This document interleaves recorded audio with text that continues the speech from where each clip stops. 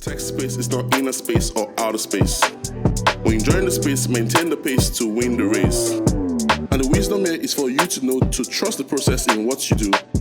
Come rain fall, come sunshine, STB day for you. Hey everyone, welcome to another episode of the STB Podcast, the show where we sit down with the boldest builders, innovators, and founders that are shaping the Africa innovation story from ground up. I'm your host, Softtechbro, and in today's episode, we'll not just be talking about raising or building the next app or discussing about raising $1 million seed funding. We'll be discussing something that is far more pressing and more urgent, right? The growing crisis in the waste currently in our tech waste, right? And how one founder is helping to, solve this problem in the electronic waste. And joining us today is Mr. Edet and Softtechbro, the MD of West End Management Company Limited. I'm one of Nigeria's leading voices in environmental sustainability and also the secular economic innovation. He has a background in business management and also someone who has a global outlook which has been shaped by partnership and policy. Mr. Edet is on a mission to transform our Africa and those wastes, and the process thereby creating jobs, protecting our environment and driving digital inclusion. Mr. Edet, you're welcome to today's episode and podcast. Yeah, thank you, STB. It's always a pleasure, engaging with you and having an opportunity to discuss some of the problems that we're trying to solve with you. So it's a pleasure. It's a pleasure, Ben. Awesome. Thank you. Great to have you here. Thank you.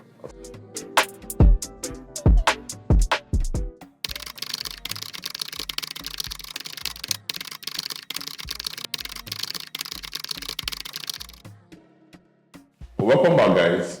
So today's talk isn't just going to be a regular tech talk. We're going to be diving deep into some, tech gist about waste management, right? So Mr. Edet, we'd like to hear your personal story and what made you realize that e-waste is not just a tech issue, but a human one. Yeah, actually, firstly, I must appreciate you, STB, for what you're doing and also having the opportunity to discuss this with you and on this platform, I think at the point where we started off as a waste management company, and I had this experience with a nearby dump site, where they probably used to be a lot of people who come there to dump off, scrap electronics and all of these things, and along the line, people in that environment were struggling to get good water quality, to get good quality water, The waters were contaminated, and there were a lot of, there were issues on, health issues in that environment. So I was poised on finding out what the trouble was, what the problem was, So at the point I realized that, the dump site was affecting the soil, and the soil was also, at the end of the day, affecting the water that we were probably taking in. So, that actually motivated me. Apart from having the mindset that, I wanted to solve the waste management issue, that actually channeled my focus to electronic waste at first, So I decided that, okay, I think the first point of call for waste end should be electronic waste. And also looking at the growing population in Africa, Nigeria, and, we are so poised on, the upgrade of technology and all of that. And once we upgrade the technologies, the old ones are completely discarded, So I wanted to, bridge in that gap, of discarding the old e-waste and probably upgrading to new ones and see what we could turn them into. So. Oh, great. That's quite impressive, right? So there's someone who has a love for environment, eco-friendliness. That's right. Yeah, I heard you very well. So speaking of trying to upgrade, the waste management process and how that most focus has just been about, tech innovations, but now you're slightly being an advocate to ensure that we don't just focus on tech innovations, but also focus on how these technologies, are being handled afterwards, right? So is there like a framework you work with that guides this information on how these things are handled? Is there like a framework you want to, discuss or share with us? Yes, actually, Waste End Management Company started off, as a waste management company, and then in order to be a proper waste management company, we came up with, the principles of, waste management. So we thought it was a well thought out designed framework. It had to do with the 4 big R's. That's what we call them in waste and management company. The first R there is repurpose. Repurpose in the sense that we are taking up electronic waste, discarded electronics from the urban cities and trying to, give them a second life, give them purpose in, rural areas, where it's, less, where we have less connectivity. So this is the first R, repurpose. Then we have the second R, which is repair. A lot of people who don't believe in repairing their electronics once it's bad, so we take them off. Some people, because at some point we realize that, some of the scraps that we collect, people come to discard in our stores, they are not completely bad. It's something that we can repair and, reuse, So we decided to pair with that repair mentality, that repair ideology, So we have a repair section where most of the things that we collect, we give them a second life by giving, by repairing them. Then we come to the third R, which is reuse. We try to encourage people to reuse, once we repair, there's a section of our company that, we will take these things into stores, and try to encourage people to reuse their devices, giving them a second life. Then lastly, we come to recycle. The recycle part is where we found out that, a lot of e-waste are probably, completely bad. They cannot be repaired. They cannot be reused. And then we probably just dismantle them and then probably use some of the components there to build into new production lines. Wow, that's very mind-blowing. That's so mind-blowing. So if I heard you correctly, you mean even at the point when I've used a gadget, a laptop or a phone, and I've assumed that, this is no longer serving the purpose for which I bought it. So it's not just environmentally friendly for me to discard it in any form I choose to. So there should be a recycling process to go about this. Correct. At the point where you discover that your electronic, or a device is no longer serving the purpose of which you need it for, this is what we are trying to achieve. We're trying to create a mindset for everyone to understand that there should be a channel of discarding. We try to encourage people to know that, you don't just dump this thing in your houses. You don't just dump them at the dump sites. There is a place to go drop them off, And what we are doing is quite good, because we are incentivizing, we encourage you to dump it up with us while we credit you for it, And by so doing, we now revalue it either to repair, to repurpose, or to reuse, or to recycle. So with this way, we give your discarded electronics, true end of life. We give them true end of life. Wow, this is more than interesting. I'm sure a lot of us, even myself included, is guilty of this. I have a couple of laptop and even phone gadgets that are just lying waste in my drawer, and I think I would really, really love to recycle with you guys and get some credit for that as well. So now thinking about this on a more broader scale, the African vision. So what is this? What's the impact of this? For the continent or even for Nigeria at large, eventually? Yeah, good question. Actually, because Western is not just a modular mind, it's not just a modular ideology, it's a global ideology. And we, as much as we are functional and operating in Nigeria, we have international collaborators. And with the mindset that we are probably going to have our own facility in Nigeria as soon as possible, we've started building a network of people, across other African countries, starting with the West African countries, We have a network of, waste collection stores also in Cameroon. We also have in Burkina Faso. And we are trying to spread as much as we can to other West African countries and see how we can, share the ideology and then let everybody buy into the system, buy into the idea that we are trying to, the rementalizing of people that we are trying to, issue out, This is it. Oh, great. You guys have heard from the horse's mouth. So whether you're in Lagos, you're in Jos, or even in the diaspora, you can actually key into this. And which is why I'll be asking the next question. Mr. Edet, so for anyone who is listening to us and wants to participate or key into this vision, what's the step? How can they partner or key into this vision and come along with you guys? Very good, but at the start points with Western, what we did was we started off as a proper company, just not digital, not digitalized. So we started with, opening up collection stores across the geopolitical zones. We had one in Kano, we had one in Lagos where I personally, supervise and manage, then we had one in Port Harcourt. But along the line, we saw that, if we are to capture the population of Nigeria, then that means, establishing a lot of collection stores, and that would be so capital intensive. So what we did, we tried to digitalize our idea. We came up with, a waste.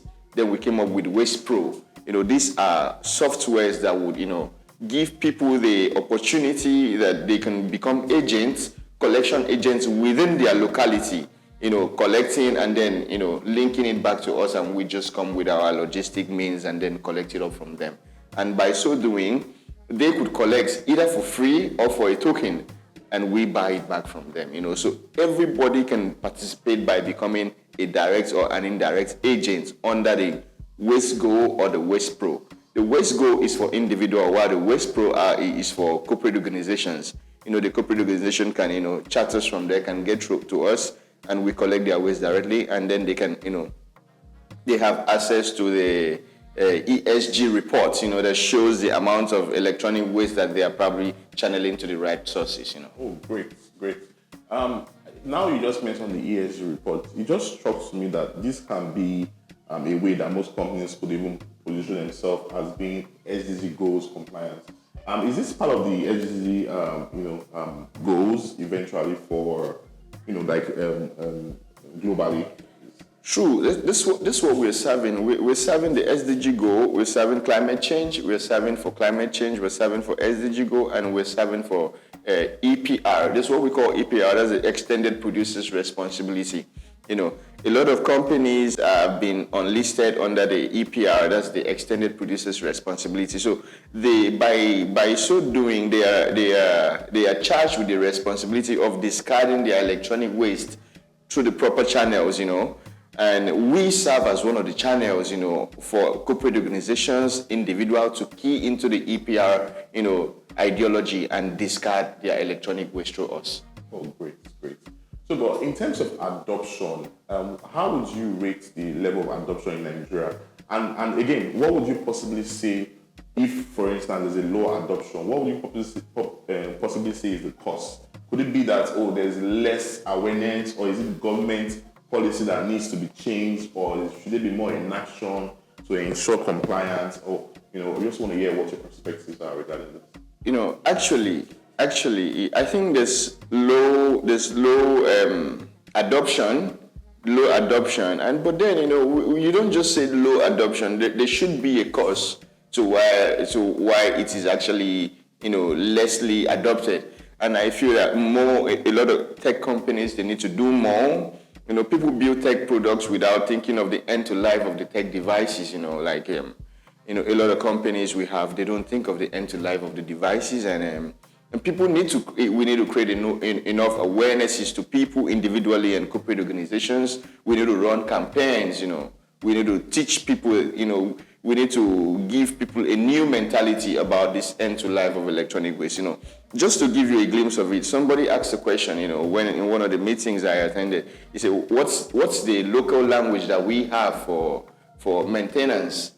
And I looked at myself personally. We don't have a language, we don't have a language for maintenance, even in my own language, So that shows that we don't have a maintenance culture. So we need to, reinitiate this thing into the minds of our people, starting from the very young ones and, from the grassroots to the very top. I hear you very well. And I believe most of our listeners out there are actually hearing what you have to, share, and will probably key into this initiative as well.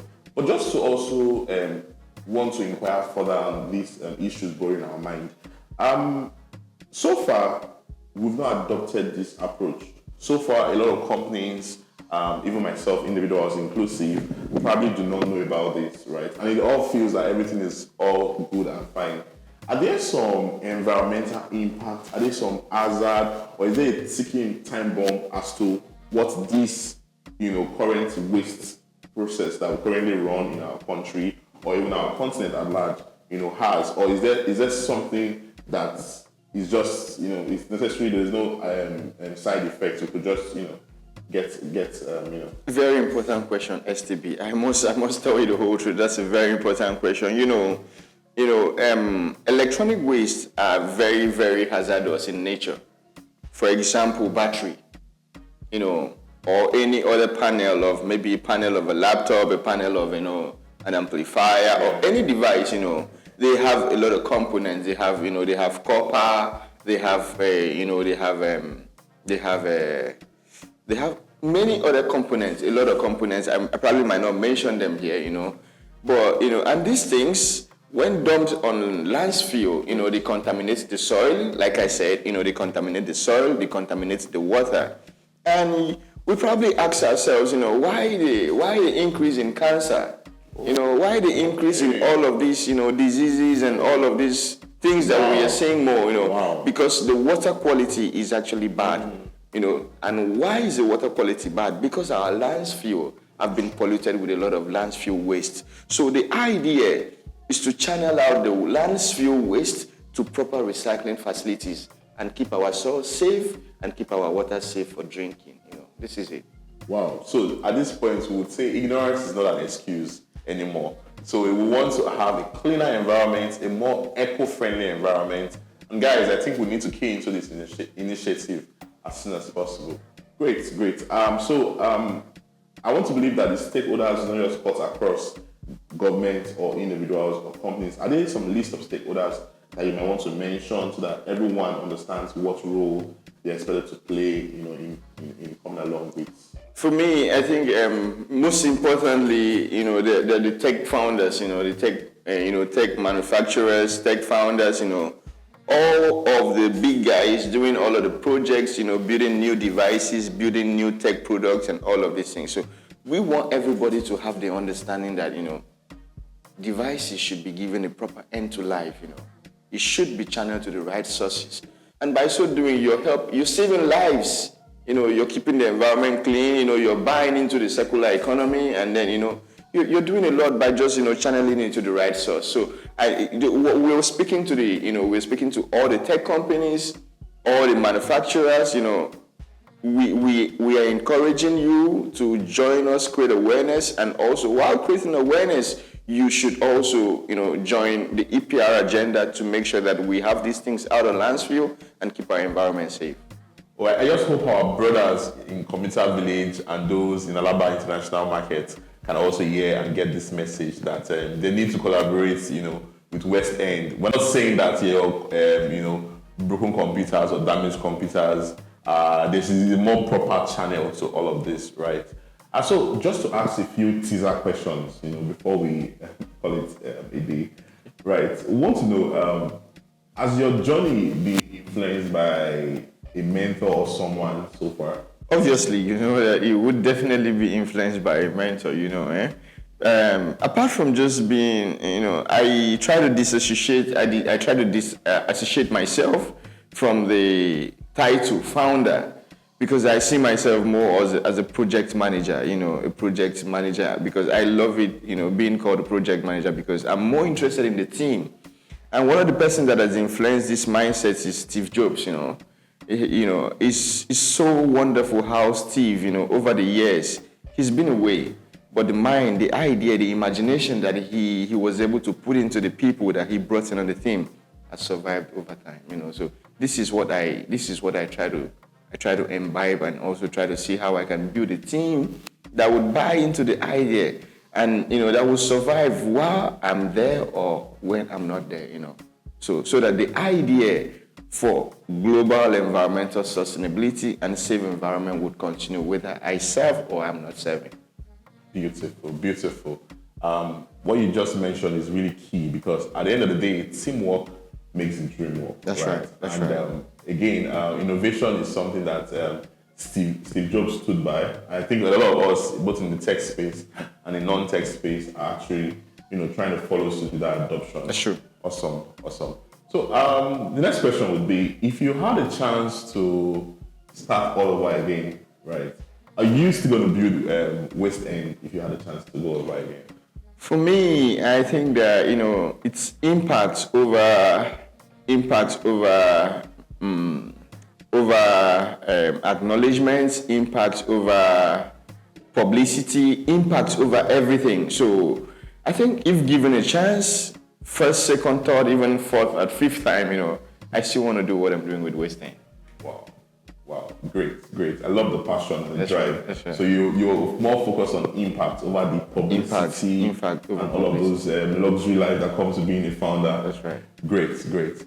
Given the current Nigeria economic situation and all of the challenges that comes along with starting off a project or a startup or an idea and the likes, if given a chance to build overseas, abroad, right, where the environment seemingly is more friendly, right, with all the forward-thinking policies, what would your preference be? Building West End in Nigeria or over building it abroad?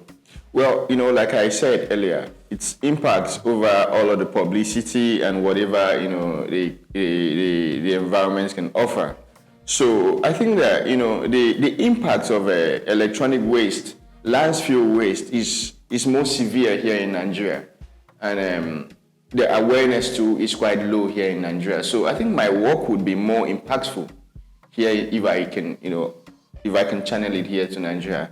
And just to say, I think I've also had the opportunity to do it elsewhere, but I practically just choose Nigeria because I know that this is where my impact will serve more. All right, great. Another question that comes to mind is, given the current low adoption and maybe the challenges that you might probably be facing, as a startup founder, have you ever been at any point in your life where you considered giving up the ideas of West End? Well, yeah, quite an awesome question, but I wouldn't say it's not been challenging actually. It has been, like every other pipe finder, it's always challenging, but I tell you, I'm more poised on, the impacts that we're trying to create, and the solution that we're trying to bring to the people and the problems that we're trying to solve. So at the back of my mind, at every time where I come to a point where we have a lot of challenges that we're facing, I'm always remembering why we started at the first point, so that keeps us going. That keeps me going as a person, as a project manager, that keeps me going because I know that, a lot of people's lives are at risk and, if we could do this right, then we're actually we're helping a lot of people, we are saving a lot of lives as well. So despite the challenges, this mindset keeps me going. Beautiful. That's awesome. Wow. So I think the right mindset is actually key. That's right. When it comes to being a founder, if I hear you correctly. That's right. Right. So as someone who had the opportunity to work with great minds in Nigeria, and if by chance one of the richest black man in Nigeria, right? So would you consider the journey of the startup founder more difficult or easier than a regular 9 to 5? Well, I feel that, the pathway of a tech founder or an entrepreneur is tough. It's tough. It requires a lot of resilience. Requires a lot of commitments. It's more taxing than the regular 9 to 5 job. So you have to be ready mentally.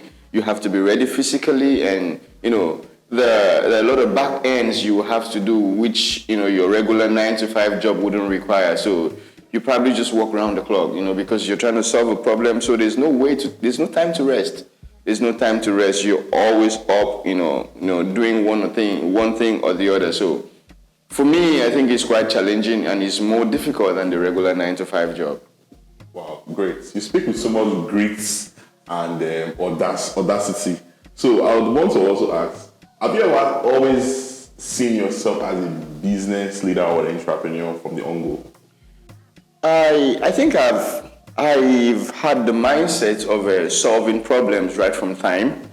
I also worked the secular jobs, like the 9 to 5 I did. And at every time, I am always committed, always responsible to my tasks, and at some point I knew that there were bigger things to do than just, the 9 to 5 regular job and just earning a living, So I took advantage of the information I was having, the extra studies I had, and I decided that waste management was something I wanted to do for life.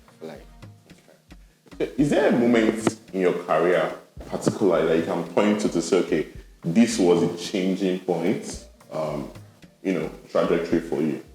Well, if I would have an opportunity to call names of people that I've worked under, it would be good, but I wouldn't want to do that, I wouldn't want to do that.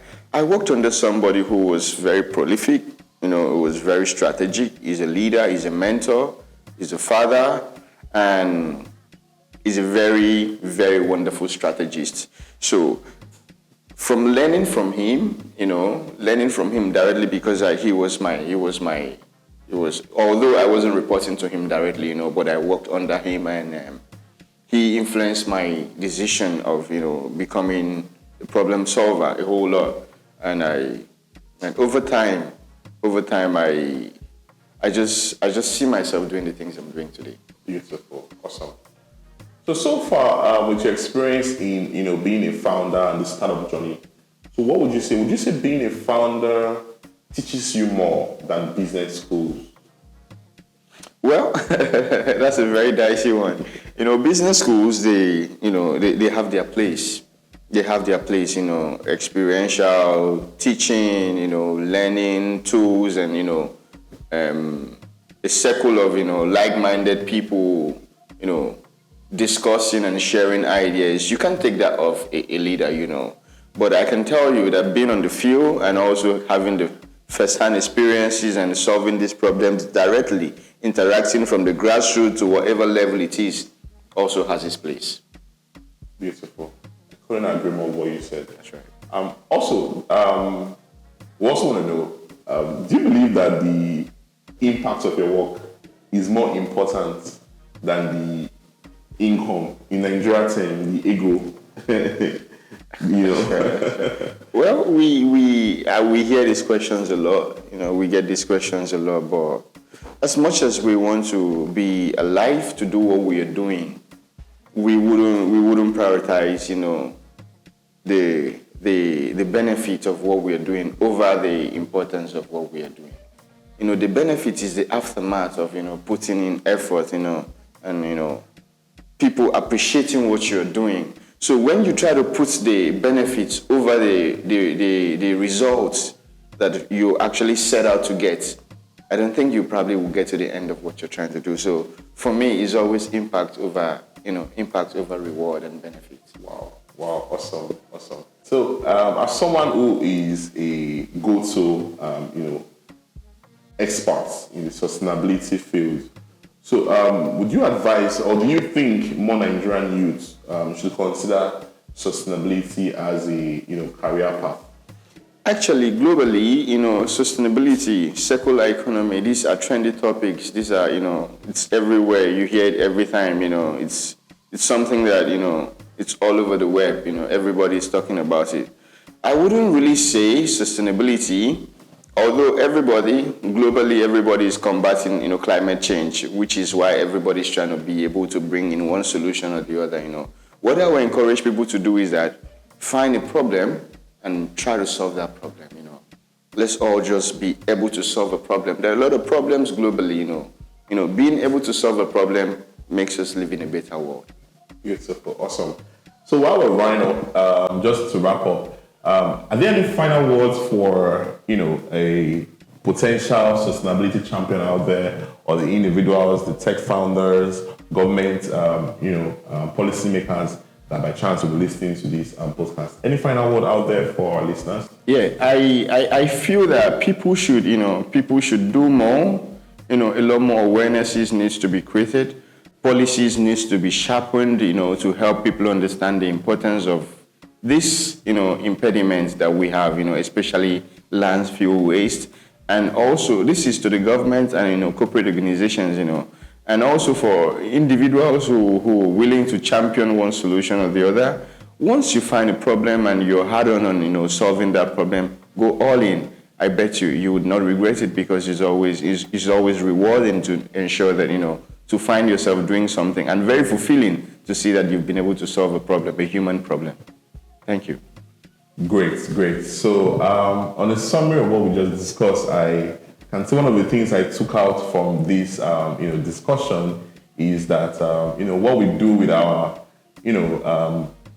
old or damaged devices, or how we actually even dispose of these devices would also define in the long run the future that we inherit, right? So for everyone out there, don't abandon or scroll behind that router or that broken laptop or that phone, because someone somewhere out there will need it, right? Exactly. So Waste End is your go-to resource for helping to distribute recycling. All of this. Yeah, That's right. recycling. Yeah, right. Great. It was really great to have you. It's always a pleasure. Always a pleasure Awesome. meeting you, STB. Awesome. Thank you for having me. Yeah, awesome. All right, guys. So to listen to more interesting episodes like this, follow us on SofttechBro_NG on our YouTube, Facebook, and all our social medias on Instagram, SofttechBro. To stay tuned to more important and interesting episodes. Don't forget to ensure that we all maintain this eco-friendly environment. It's not a one-man thing. It's actually a collaborative effort. All right, so next time, guys. Cheers and have a wonderful day. The tech space is not inner space or outer space. When enjoying the space, maintain the pace to win the race. And the wisdom here is for you to know to trust the process in what you do. Come rain fall, come sunshine, STB day for you. The next time you